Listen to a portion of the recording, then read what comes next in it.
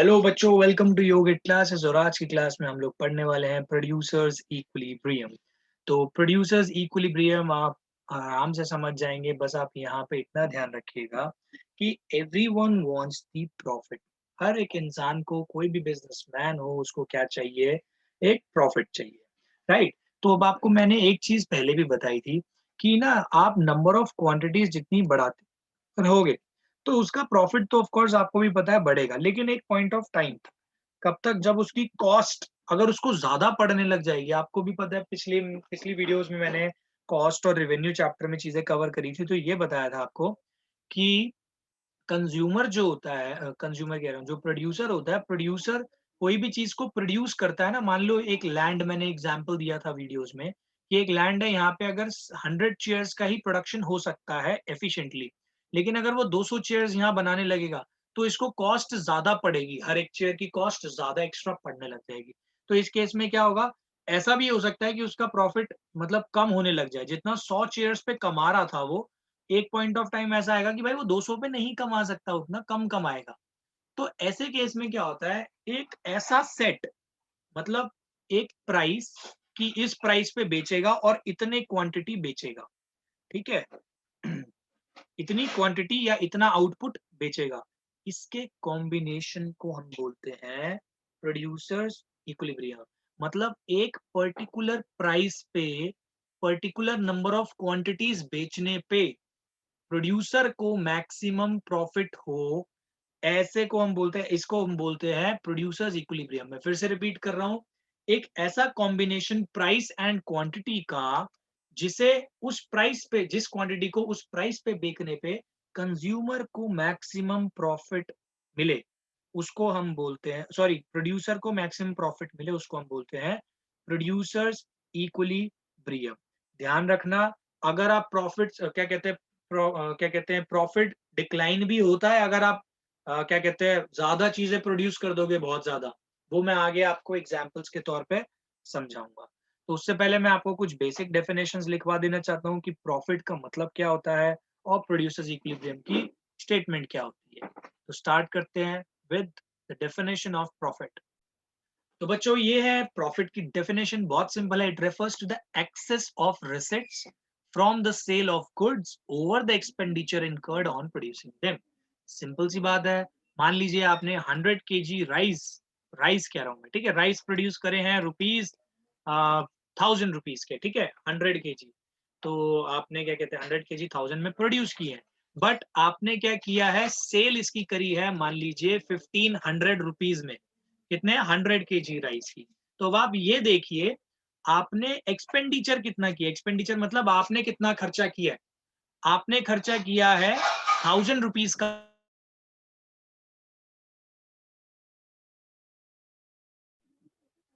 ठीक है? आपने कितने का खर्चा किया है? 1000 रुपीज का। एंड आपने सेल कितने की करी है? 1500 रुपीज की। तो आपने बेटा एक्सेस जो रिसीव किया है पैसा, किसमें से? सेल में से। ओवर एक्सपेंडिचर कितना किया है? Extra receive 500। आपने रिसीव तो पूरा 1500 किया है, बट एक्स्ट्रा एक्सेस कितना किया आपने? जो आपका खर्चा आया उससे एक्स्ट्रा, वो है 500। तो ये आपका होगा बेटा प्रॉफिट। तो सिंपल भाषा में अगर मैं आपको समझाना चाहूँ, तो आप रेवेन्यू में से जब कॉस्ट को सब्ट्रैक्ट कर देते हो तो आपको क्या मिल जाता है? प्रॉफिट मिल जाता है। So simple. तो बच्चों, आप इसकी डेफिनेशन देख सकते हो, जैसा कि मैंने आपको वीडियो के स्टार्टिंग में बताया था। प्रोड्यूसर्स इक्विलिब्रियम एक्चुअली कॉम्बिनेशन होता है उस प्राइस का और उस क्वांटिटी, मतलब आउटपुट का, जिस पे प्रोड्यूसर को मैक्सिमम प्रॉफिट हो। ध्यान रखना, उस क्वांटिटी के ऊपर अगर आप और प्रोड्यूस करते हो ना, तो आपका प्रॉफिट कम होने लगेगा। सुनने में अभी के लिए आपको थोड़ा वियर्ड लगेगा, बट आगे जब मैं कुछ एग्जांपल्स दूंगा तो आपको ये चीज क्लियर हो जाएगी। तो यहाँ पे आपको सिर्फ ये डेफिनेशन लिखनी है। It refers to that price and output combination which brings maximum profit. ध्यान रखना ये वर्ड। और ये क्या है? किसका कॉम्बिनेशन होता है? प्राइस एंड आउटपुट का कॉम्बिनेशन, जिस पे प्रोड्यूसर को मैक्सिमम प्रॉफिट हो। और ध्यान रखना, अगर आपने उससे ज्यादा और प्रोड्यूस करी तो प्रॉफिट डिक्लाइन होने लगेगा। तो मैक्सिमम प्रॉफिट एक ऐसे combination of price and output पे आएगा। उस पॉइंट को हम बोलते हैं या उस कॉम्बिनेशन को हम बोलते हैं प्रोड्यूसर्स इक्विलिब्रियम, प्रोड्यूसर्स इक्विलिब्रियम। तो बच्चों देखो, अब ये जो हमने प्रोड्यूसर्स इक्विलिब्रियम पढ़ा है, तो हमें प्रोड्यूसर्स इक्विलिब्रियम फाइंड भी तो करना पड़ेगा, तभी तो कंपनी को पता चलेगा कि कितनी यूनिट्स कितने प्राइस पे सेल करके उनको मैक्सिमम प्रॉफिट होगा।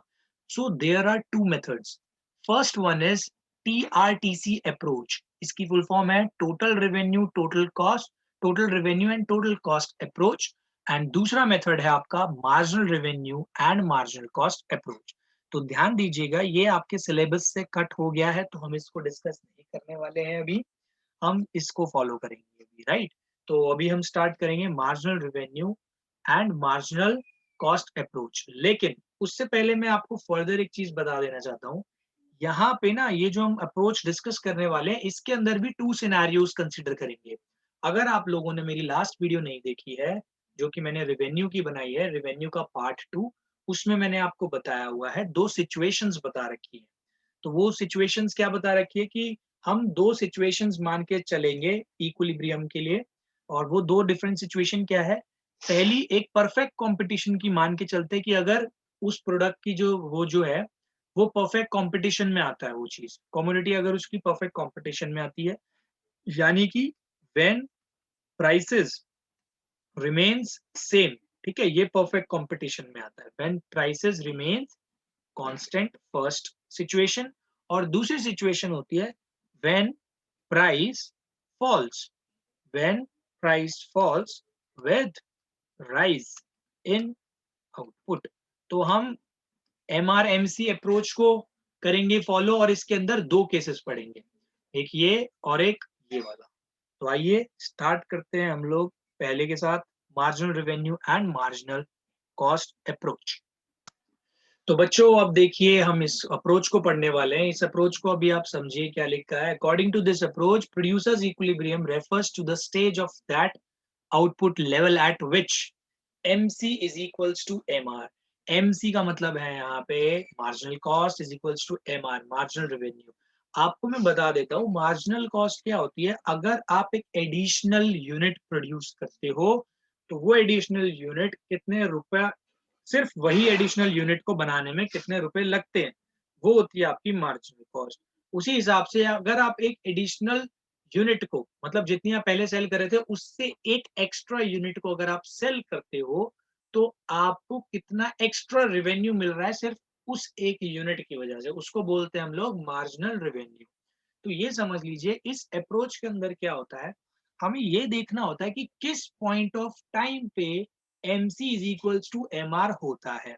जिस पॉइंट ऑफ टाइम पे MC is equals to MR हो गया ना, तो ये लगा लो उस पॉइंट ऑफ टाइम पे जो वो है ना आपका प्रोड्यूसर, उसको मैक्सिमम प्रॉफिट होगा। उसके बाद अगर MC ग्रेटर देन हो जाता है MR के, मतलब देखो ऐसा स्टार्टिंग में क्या होता है, जब तक MC यानी मार्जिनल कॉस्ट कम रहेगी मार्जिनल रेवेन्यू से, तब तक तो बढ़िया है, क्योंकि अगर कॉस्ट बेटा कम लग रही है आपकी उस एक एडिशनल यूनिट पे कंपैरेटिव टू रेवेन्यू, आपको रेवेन्यू ज्यादा मिल रहा है उस एक एडिशनल प्रोडक्ट पे, तो आप एडिशनल प्रोडक्ट बनाते जाओगे बनाते जाओगे बनाते जाओगे। कब तक बनाओगे? जब तक ये इक्वल नहीं हो जाए। क्यों? क्योंकि उसके बाद जैसे ही आपका MC is greater than MR हुआ, कब होएगा वो? पहले तो ऐसी स्टेज आएगी बेटा, स्टार्टिंग में हमेशा क्या होगा, MC will always be less than MR, right. उसके बाद क्या होगा, तो कंज्यूमर क्या कहते हैं, प्रोड्यूसर उसको और प्रोड्यूस करेगा, करता रहेगा। कब तक करेगा? जब तक MC is equals to MR नहीं हो जाता। फिर इसके बाद एक स्टेज ऐसी आएगी जब MC is greater than MR हो जाएगा, ठीक है, ये इसके बाद आती है। जब आपका मार्जिनल कॉस्ट बड़ी हो जाएगी, उस पॉइंट ऑफ टाइम पे ध्यान रखना, अगर प्रोड्यूसर उसके बाद भी प्रोड्यूस करता है ना, तो बेटा उसका प्रॉफिट कम होने लगेगा। चाहे वो ज्यादा यूनिट प्रोड्यूस कर रहा है, उससे मतलब नहीं है, उसका प्रॉफिट कम होने लगेगा। अभी इस चीज को, अभी तो मैंने आपको वर्बली बताया, अब मैं आपको एक टेबल बना के दिखाऊंगा। दो केसेस कंसीडर करेंगे हम लोग इसमें, राइट। उन दोनों केसेस को आप समझना। पहला केस होगा when prices of the commodity are same और कांस्टेंट। तो उसमें मैं एक टेबल बना के ये सारी चीजें आपको देखो बताऊंगा कैसे आप निकालोगे प्रोड्यूसर्स इक्विलिब्रियम। तो बच्चों अब देखिए, फर्स्ट केस है आपका व्हेन प्राइसेस रिमेन्स कांस्टेंट। तो देखिए यहाँ पे मैं आपको इस टेबल के थ्रू समझा देता हूँ कि देखिए यहाँ पे मान लीजिए किसी कमोडिटी की प्रोडक्शन हो रही है, ठीक है? अगर वो चीज़ जो है वो ₹12 उसका एक प्राइस है, और ध्यान रखना ये कौन-सा केस ले रहे हैं कि हम प्राइस को कांस्टेंट मान रहे हैं। तो अगर क्या कहते हैं उसका प्राइस कांस्टेंट है, अगर वो क्या कहते हैं 1 यूनिट सेल करते हैं तो ₹12 मिलेंगे, ठीक है? क्योंकि उसका प्राइस है 12। चाहे आप 2 यूनिट सेल करो तब भी उसका प्राइस 12 रहेगा, लेकिन 2 यूनिट का टोटल रेवेन्यू कितना जनरेट होगा? 24, क्योंकि प्राइस है उसका 12, तो 2 कितने में मिलेगी? 24, ऐसे ही 3 कितने में मिलेगी? 36। तो ये मैंने सबके प्राइसेस लिख दिए, प्राइसेस तो कांस्टेंट रहेंगे। तो ऐसे ही ये मैंने लिख दिया टोटल रेवेन्यू कितना कलेक्ट होगा अगर हम 7 यूनिट्स, ये यूनिट्स है बेटा, output units, this is price, this is total revenue, total cost, marginal revenue, marginal cost, and this is profit. Profit मैंने आपको बताया था total revenue minus total cost होता है, राइट? अब आप यहाँ पे देखिएगा क्या है, यहाँ पे सिचुएशन समझो, ये टोटल रेवेन्यू तो आपने इजीली निकाल लिया, ठीक है? 12 into 7, 12 into 6, ये सब निकाल लिया। मान लीजिए अब ये जो प्रोड्यूसर है उसको टोटल कॉस्ट कितनी पड़ती है? अगर वो सिर्फ 1 यूनिट प्रोड्यूस करता है तो ₹13 पड़ती है। 2 यूनिट करता है तो 25, फिर ऐसे 34, फिर 42, फिर 54, 68 एंड लास्ट ये 84, ठीक है? तो ये इसकी कॉस्टिंग है कि अगर ये 5 प्रोड्यूस करेगा तो इसको ₹54 कॉस्ट पड़ेगी, और ₹60 इसका टोटल रेवेन्यू जनरेट होगा। ठीक है? 54 खर्च करेगा, 60 क्या कहते हैं कलेक्ट करेगा। तो ठीक है? ऐसे ही अब मार्जिनल रेवेन्यू क्या होता है? मार्जिनल रेवेन्यू मतलब अगर आप एक एडिशनल यूनिट को करते हो तो कितने एक्स्ट्रा रुपए मिलते हैं? तो 12-12 ही आएगा मार्जिनल रेवेन्यू। रीज़न क्योंकि प्राइस सेम ही है भई। तो अगर प्राइस सेम है तो नेक्स्ट 36 3 पे अगर 36 मिल रहे हैं तो 4 सेल करने पे 48 मिलेंगे। क्यों? क्योंकि आपने ₹12 प्राइस रखा है सेम। तो मार्जिनल रेवेन्यू तो 12 ही होने वाला है, ठीक है? मार्जिनल रेवेन्यू कैसे निकालते हैं? बस इसमें सब्ट्रैक्ट करना है। 24 में से 12, 36 में से भी 24, 48 में से 36, तो ये आपका मार्जिनल रेवेन्यू टेबल बन जाएगी। मार्जिनल कॉस्ट क्या होता है कि 25 क्या कहते हैं देखो स्टार्टिंग में तो मान लो 1 भी नहीं लग रहे थे ना पैसे 0, तो 13 माइनस 0 13, फिर 25 माइनस 13 12, फिर 34 minus 25 that is 9, 42 minus 34 that is 8, 54 minus 42 that is 12, 68 minus 54, 14, 84 minus 68 that is 16। तो ये हो गई आपकी मार्जिनल कॉस्ट। अब आप बेटा यहाँ पे अगर वो निकालने बैठोगे प्रॉफिट, तो प्रॉफिट कैसे निकालते हैं? Total revenue minus total cost, simple as that. तो यहाँ पे टोटल रेवेन्यू था 12 और टोटल कॉस्ट उसको ज्यादा पड़ रही थी, तो ये जो प्रोड्यूसर है उसको नुकसान हो रहा था कितने का? -1 का। और ये सारी यूनिट्स मान लो रुपीज में है, ठीक है? बस ये यूनिट्स में है, बाकी सब रुपीज में डेटा है। तो यार यहाँ तो घाटा हो रहा था, ठीक है, घाटा हो रहा था तो उसने एक कहा कि चल यार मैं 2 प्रोड्यूस करके देखता हूँ। जब ये 2 प्रोड्यूस करता है, तो ये 24 की पड़ती है और इसकी कॉस्ट जो है, टोटल कॉस्ट वो 25 आती है। तो ये फिर से घाटा हो रहा है क्योंकि 24 माइनस 25 माइनस 1। तो कहता है चलो यार मैं और प्रोड्यूस करके देखता हूँ। तो ये जब 3 यूनिट प्रोड्यूस करता है तो यहाँ पे इसको मिलते ₹36 बट इसके लगते ₹34। तो यहाँ पे इसको थोड़ा प्रॉफिट होता है। ये कहता है चलो यार प्रॉफिट होना स्टार्ट हुआ, मैं और प्रोड्यूस करता हूँ। तो यहाँ पे 12 ये जो 48 है और यहाँ पे 42, 48 माइनस 42 यानी अब ये जो है रेवेन्यू इतना जनरेट कर रहा है, लग इसके इतने रहे रुपए। तो अब यहाँ पे ₹6 दिखे इसे। ये कहता है चलो भाई मैं और ट्राई करता हूँ। फिर इसने 5 यूनिट सोल्ड करने लगा, तो 5 में रेवेन्यू इतना मिला, अब कॉस्ट इतनी लग रही है, तो इसको फिर से 6 मिले। तो ये कहता है यार ₹6 ही मिले हैं, चलो मैं एक बार और ट्राई कर लेता हूँ एक बार। तो वो क्या करता है, फिर 6 यूनिट सेल करता है, यहाँ पे देखता है कि यार अब कॉस्ट ज़्यादा लग रही है थोड़ी-सी, और टोटल रेवेन्यू इतना, यानी अब प्रॉफिट सिर्फ 4 का हो रहा है। तो यहाँ पे फिर एक बार और कहता है चलो यार एक बार और चेक कर लेता हूँ। ऑल्दो ये ऐसे चेक करेगा नहीं, मैं आपको जस्ट एक एग्जांपल दे रहा हूँ। तो यहाँ पे देखता है भाई अगर इसने 7 यूनिट्स प्रोड्यूस कर दी, तो 84 माइनस 84 जितनी कॉस्ट, ये तो 0 पे आ गया। तो भाई ये ना ऐसी टेबल बना लेगा अपने पास और कहेगा यार ये मेरा मैक्सिमम प्रॉफिट हो कहाँ पे रहा है। तो वो देखेगा कि भाई ऐसा कॉम्बिनेशन उसको ढूंढेगा यहाँ पे कि भाई ऐसा कौन सा कॉम्बिनेशन है कि जहां पे मैं मैक्सिमम प्राइस रख पा रहा, मतलब एक ऐसा प्राइस, प्राइस तो कांस्टेंट है, वहां पे एक ऐसी जगह ढूंढेगा जहां पे एमआर और एमसी इक्वल हो जाए। देखो आप यहाँ पे एक चीज नोटिस करोगे, यहाँ पे एमसी था भाई ग्रेटर, तो यहाँ नुकसान, यहाँ पे बराबर, ठीक है? अब यहाँ पे देखो क्या होएगा, यहाँ पे हर केस में आपको मैंने बताई थी एक बात कि प्रॉफिट उसको जब तक होएगा जब तक एमआर बड़ा होगा एमसी से। यहाँ पे आप देख रहे हो एमआर क्या था भाई? छोटा था एमसी से, तो देखो नुकसान हुआ। यहाँ पे एमआर क्या था? बराबर था। एमआर और ये दोनों बराबर थे, बट क्या कहते हैं एमआर ग्रेटर तो नहीं था ना, तो यहाँ पे भी नुकसान हुआ। यहाँ पे देखिए, यहाँ पे क्या हुआ, एमआर बड़ा हो गया एमसी से। अब यहाँ पे देखो ये कंसिस्टेंटली ऐसे ही चलेगा, एमआर बड़ा रहेगा एमसी से, लेकिन एक पॉइंट ऑफ टाइम तक, राइट। वो पॉइंट ऑफ टाइम कौन सा था बेटा, ये वाला। यहाँ पे वो देखेगा कि यार जब मैं 5 यूनिट प्रोड्यूस करता हूँ ना, तो क्या हो रहा है आपका, यहाँ पे मैक्सिमम प्रॉफिट इसको मिल रहा है। और इससे ज्यादा अगर इसने क्वांटिटी प्रोड्यूस कर दी, 5 से ज्यादा, तो यहाँ पे अब इसका प्रॉफिट डिक्लाइन होने लग गया। यानी कि इसको एक कॉम्बिनेशन मिल गया प्राइस का, किस प्राइस का, कि भाई एट ₹12 अगर वो सेल करे अपनी कितनी units, sold at ₹12 sell 5 units. तो ये जो है ना, ये इसकी इक्विलिब्रियम कंडीशन आ गई। मतलब इस कॉम्बिनेशन पे ₹12 में बेके 5 यूनिट, ये उसका सबसे फायदेमंद सौदा होगा।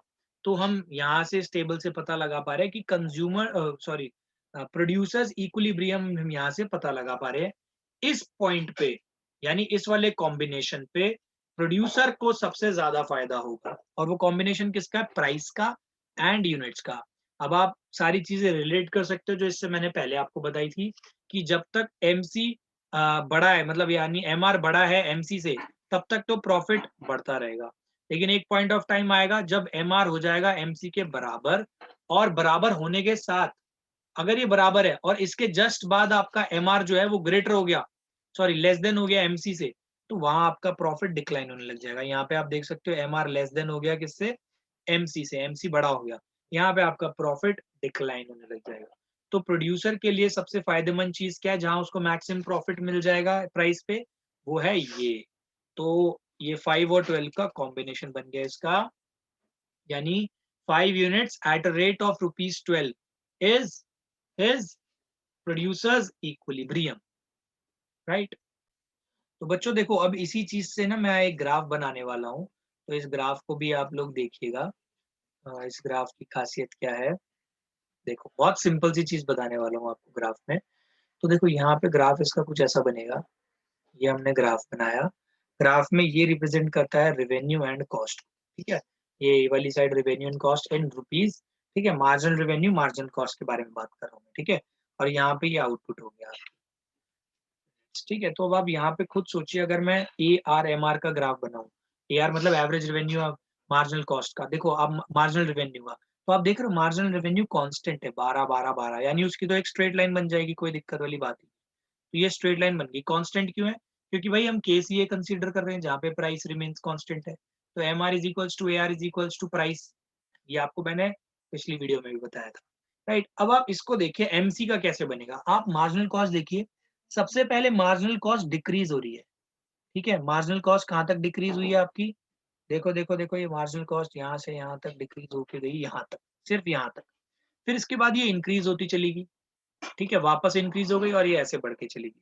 तो आप इस ग्राफ को कैसे बनाओगे भाई, मेन चीज तो ग्राफ को बनानी है। तो यहाँ पे आप लोग देखिएगा, आपका ग्राफ कुछ ऐसा जाएगा, लाइक पहले डिक्रीज डिक्रीज डिक्रीज, फिर इंक्रीज हुई, फिर यहाँ पे, राइट।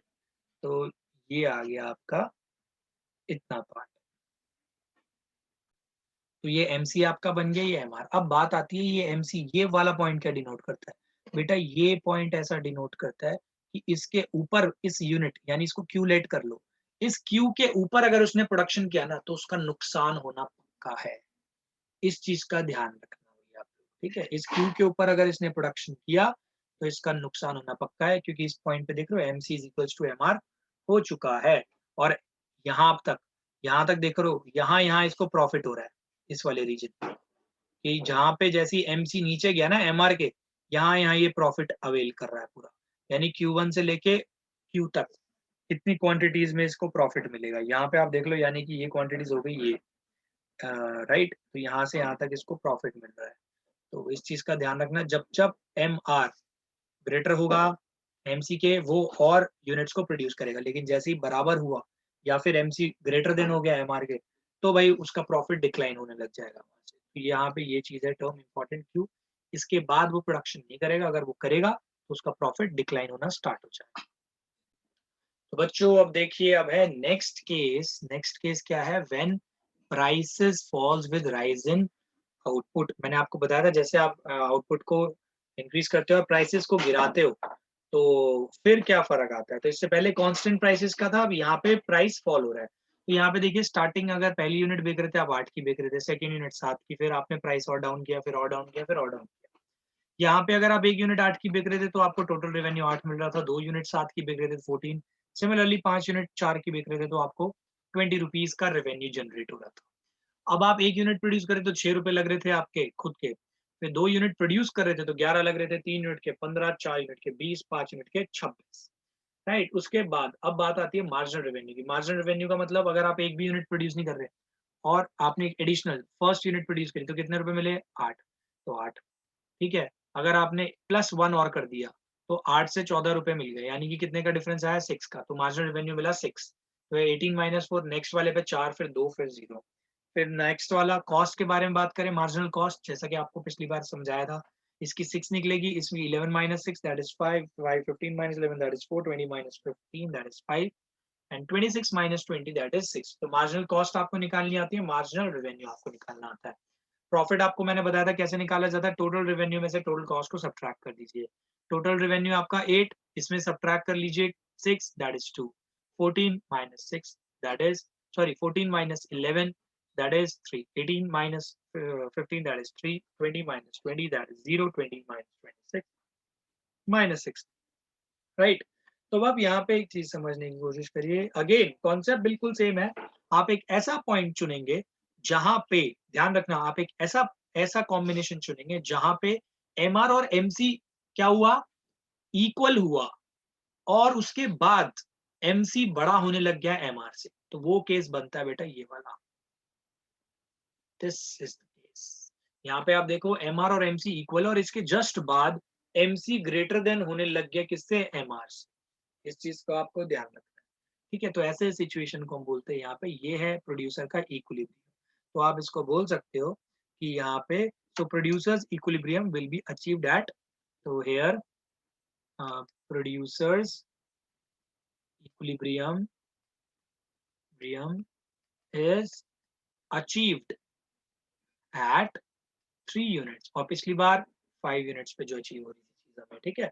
तो 3 यूनिट और एट कितने प्राइसेस पे, एट 6 के प्राइस पे, ठीक है। तो प्राइस और इसका कॉम्बिनेशन बन गया आपका, तो ये बन गया इसका कंज्यूमर इक्विलिब्रियम। इसका ग्राफ समझिएगा क्या है, इसका ग्राफ भी बहुत इजी है। पहली बात तो पिछले केस में हमने एमआर वाली लाइन सीधी बना दी थी, प्राइस वाली, बट आपको यहाँ पे पता ही है कि भाई प्राइस हो रहा है डिक्रीज यहाँ पे, तो प्राइस अगर डिक्रीज हो रहा है तो हम इसको रखेंगे ऐसे इस लाइन को, ठीक है। ये किसकी लाइन बनेगी, एमआर की, क्यों, क्योंकि मार्जिनल रेवेन्यू एक तरह से आपका प्राइस ही तो बताता है, ठीक है। तो मार्जिनल रेवेन्यू की लाइन डिक्रीजिंग होगी, क्योंकि जैसे जैसे आप प्राइस डिक्रीज करोगे मार्जिनल रेवेन्यू आपका डिक्रीज होता रहेगा।